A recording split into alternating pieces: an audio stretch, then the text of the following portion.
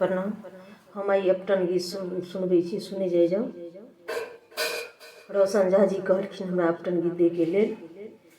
नेहा श्यामली के शोभन पियर सरिया किनका के हाथ में तेल अपटन माँ, किनका के हाथ में तेल अपटन माँ।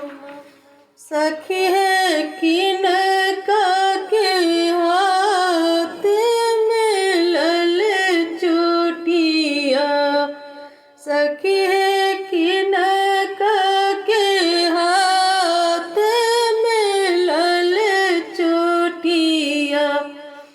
नेहा श्यामली के शोभन पियर सरिया माँ के हाथ में तेल अपटन माँ, माँ के हाथ में तेल अपटन माँ। चाची के हाथ में लाल चोटिया, सखी है चाची के हाथ में लाल चोटिया। नेहा श्यामली के शोभन पियर सरिया किनका के हाथ में सब रंग पटिया, किनका के हाथ में सब रंग पटिया।